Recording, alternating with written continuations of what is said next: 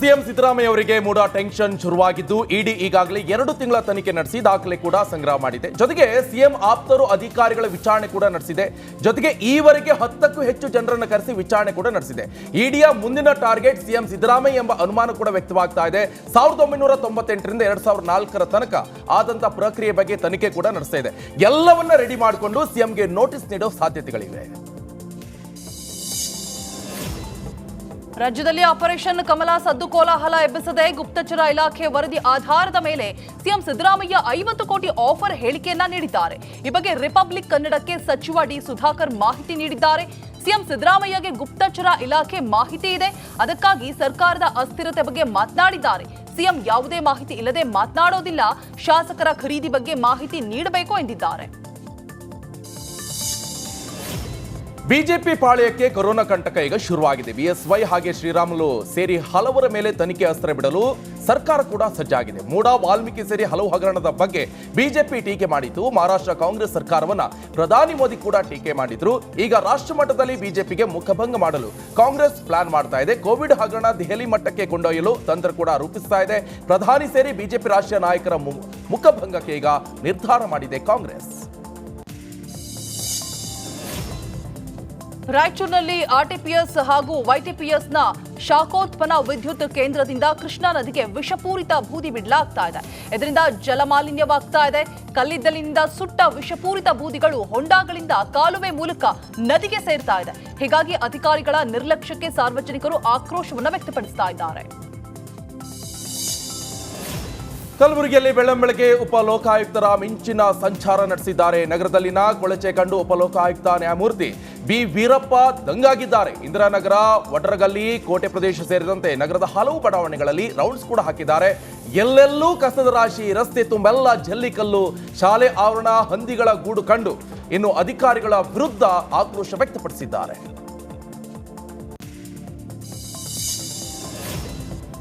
ದೆಹಲಿಯಲ್ಲಿ ಯಮುನಾ ನದಿ ದಿನದಿಂದ ದಿನಕ್ಕೆ ವಿಷಯುಕ್ತವಾಗ್ತಾ ಇದೆ. ಅತಿಯಾದ ಮಾಲಿನ್ಯದಿಂದ ನದಿಯಲ್ಲಿ ದಟ್ಟವಾದ ಬೆಳ್ನೊರೆ ಉಗ್ತಾ ಇದ್ದು ಜನರಲ್ಲಿ ಭೀತಿ ಮೂಡಿದೆ. ನದಿ ವಿಷಯುಕ್ತವಾಗಿರೋದು ದೆಹಲಿ ಸುತ್ತಮುತ್ತ ಸಾಂಕ್ರಾಮಿಕ ರೋಗದ ಭೀತಿ ಕೂಡ ಶುರುವಾಗಿದ್ದು ಕಾಳಿಂದಿ ಕುಂಜ್ ಪ್ರದೇಶದಲ್ಲಿ ನೊರೆ ತೇಲ್ತಾ ಇದೆ.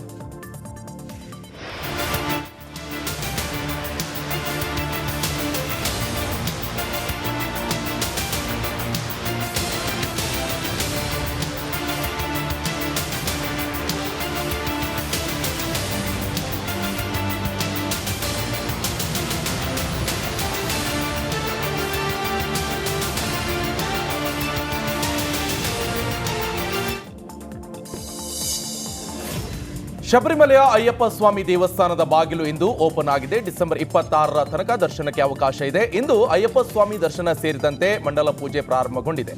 ಹೀಗಾಗಿ ಭಕ್ತರು ನದಿಯಲ್ಲಿ ಸ್ನಾನ ಮಾಡಿ ಇರುಮುಡಿಯನ್ನ ಕಟ್ಟಿಕೊಂಡು ಅಯ್ಯಪ್ಪನ ದರ್ಶನಕ್ಕೆ ಧಾವಿಸುತ್ತಿದ್ದಾರೆ. ತಮಿಳುನಾಡಿನ ಮಧುರೈ ಜಿಲ್ಲೆಯ ಕಲ್ಲೀಲುಪಟ್ಟಿ ಗ್ರಾಮದ ಜಾತ್ರೆ ಅದ್ದೂರಿಯಾಗಿ ನಡೆದಿದೆ. ಮುತ್ಯಾಲಮ್ಮ ದೇಗುಲದ ರಥೋತ್ಸವ ವಿಜೃಂಭಣೆಯಿಂದ ನಡೆದಿದೆ.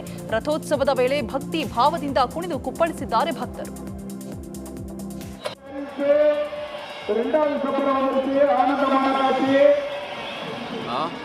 சாமி பார்த்துட்டு வெளியே வர்றாங்க, அம்மனை கருத்துல மட்டும் வெளியே ஏதாவது திருடர்கள் இருக்காங்களா, வேற யாரும் என்ன பண்றாங்க,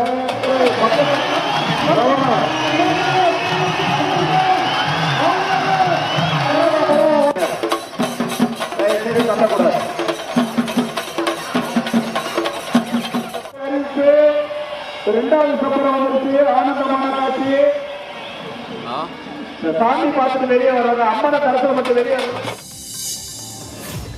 ಕಾರ್ತಿಕ ಪೂರ್ಣಿಮಾ ದಿನವನ್ನ ದೇವ್ ದೀಪಾವಳಿ ಅಂತ ಆಚರಣೆ ಮಾಡಲಾಗುವುದು. ಇಂದು ಕಾರ್ತಿಕ ಪೂರ್ಣಿಮಾ ದಿನವಾಗಿದ್ದು ಈ ದಿನ ಪವಿತ್ರ ನದಿಯಲ್ಲಿ ಸ್ನಾನ ಮಾಡುವುದರಿಂದ ಮೋಕ್ಷ ಸಿಗುವುದು ಎನ್ನುವಂತ ನಂಬಿಕೆ ಕೂಡ ಇದೆ. ಹೀಗಾಗಿ ಉತ್ತರಾಖಂಡ್ನ ಹರಿದ್ವಾರದ ಗಂಗಾ ನದಿಯಲ್ಲಿ ಭಕ್ತರು ಪುಣ್ಯ ಸ್ನಾನ ಮಾಡಿ ನದಿಯಲ್ಲಿ ಹಣತೆಯನ್ನು ಹಚ್ಚಿಬಿಟ್ರು. ಈ ಮೂಲಕ ತಾವು ಅರಿಯದೆ ಮಾಡಿದ ಪಾಪ ತೊಳೆದು ಹೋಗಲಿ ಅಂತ ಪ್ರಾರ್ಥನೆ ಮಾಡಿದ್ದಾರೆ.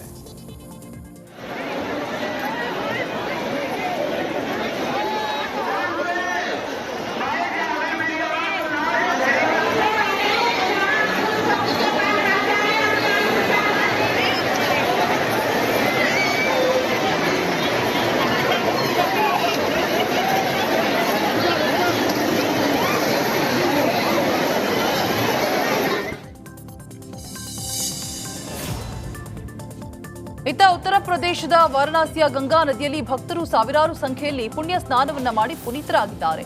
ಜನರು ತಾವು ಅರಿಯದೆ ಮಾಡಿದ ಪಾಪಗಳಿದ್ರೆ ಅದು ತೊಳೆದು ಹೋಗಲಿ, ಮೋಕ್ಷ ಸಿಗುವಂತಾಗಲಿ ಅಂತ ಪುಣ್ಯ ಸ್ನಾನವನ್ನ ಮಾಡಿದ್ದಾರೆ.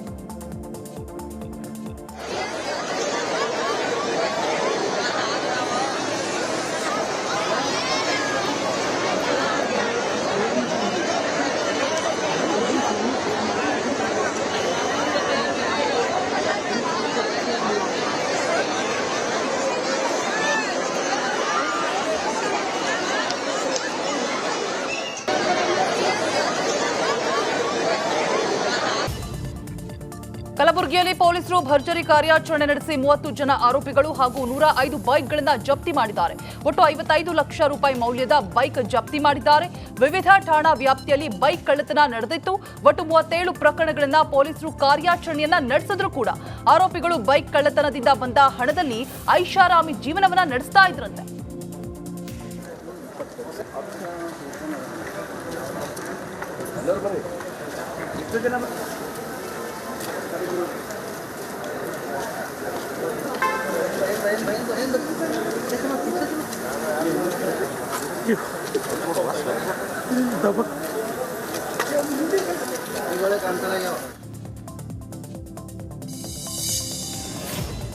ಕೋಲಾರದ ಡಿಸಿಸಿ ಬ್ಯಾಂಕ್ ಒಂದು ಕಾಲದಲ್ಲಿ ರೈತರು ಮಹಿಳೆಯರಿಗೆ ವಿವಿಧ ರೀತಿಯ ಸಾಲಗಳನ್ನ ನೀಡಿ ಆಸರೆಯಾಗಿತ್ತು. ಆದರೆ ಇದೀಗ ಹಲವು ಭ್ರಷ್ಟಾಚಾರ ರಾಜಕೀಯಕ್ಕೆ ಬ್ಯಾಂಕ್ ಬಲಿಯಾಗಿದೆ ಎನ್ನುವಂತ ಆರೋಪ ಕೇಳಿ ಬಂದಿದೆ. ಹೀಗಾಗಿ ಅದೇ ಬ್ಯಾಂಕ್ಗೆ ಮಹಿಳೆಯರು ಹಿಡಿಶಾಪ ಹಾಕ್ತಿದ್ದಾರೆ. ಸಾಲ ಇರಲಿ, ಬ್ಯಾಂಕ್ನಲ್ಲಿ ಇಟ್ಟಿರುವಂತ ಠೇವಣಿ ಕೂಡ ನೀಡ್ತಾ ಇಲ್ಲ ಅಂತ ಮಹಿಳೆಯರು ಹಾಗೆ ರೈತರು ತಿರುಗಿ ಬಿದ್ದಿದ್ದಾರೆ.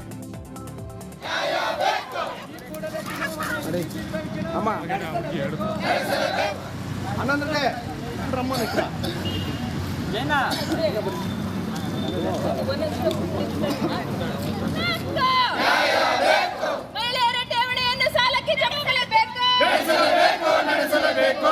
ಡಿಸಿಸಿ ಬ್ಯಾಂಕ್ ಚುನಾವಣೆ ದಿನಾಂಕ ನಿಗದಿ.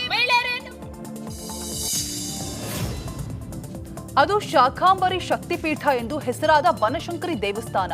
ದೇಶ ವಿದೇಶದಿಂದಲೂ ತಾಯಿ ಬನಶಂಕರಿ ದರ್ಶನಕ್ಕೆ ಜಾತ್ರೆಗೆ ಭಕ್ತರು ಬರ್ತಾರೆ. ಆದ್ರೆ ಬಂದ ಭಕ್ತರಿಗೆ ದೇವಸ್ಥಾನದ ಎದುರಿನ ಪುಷ್ಕರಣಿ ಖಾಲಿ ಇರೋದು ಬಹಳ ಬೇಸರ ತರಿಸುತ್ತೆ. ಹರಿದ್ರಾ ತೀರ್ಥ ಪುಷ್ಕರಣಿ ಹೊಂಡ ಖಾಲಿ ಇರೋದ್ರಿಂದ ಪುಣ್ಯ ಸ್ನಾನ ಭಾಗ್ಯ ಇಲ್ಲ. ಜೊತೆಗೆ ಮಕ್ಕಳಾಗದವರು ಕೂಡ ಮಕ್ಕಳಾದ್ರೆ ಹೊಂಡದಲ್ಲಿ ತೆಪ್ಪದ ಹರಕೆ ಮಾಡ್ಕೊಂಡಿರ್ತಾರೆ. ಆದ್ರೆ ಹೊಂಡ ಖಾಲಿ ಇರೋದ್ರಿಂದ ಪುಣ್ಯ ಸ್ನಾನವಿಲ್ಲ, ತೆಪ್ಪದ ಹರಕೆ ತೀರ್ತಾ ಇಲ್ಲ. ಇನ್ನೇನು 1.5 ತಿಂಗಳ ಹೊತ್ತಿಗೆ ಬನಶಂಕರಿ ಜಾತ್ರೆ ಕೂಡ ಆರಂಭವಾಗಲಿದೆ. ಆದ್ರಿಂದ ಈಗಿನಿಂದಲೇ ಹೊಂಡ ತುಂಬಿಸಿ ಪುಣ್ಯ ಸ್ನಾನದ ಭಾಗ್ಯ ಕಲ್ಪಿಸಬೇಕಂತ ಭಕ್ತರು ಮನವಿಯನ್ನ ಮಾಡ್ತಾ ಇದ್ದಾರೆ.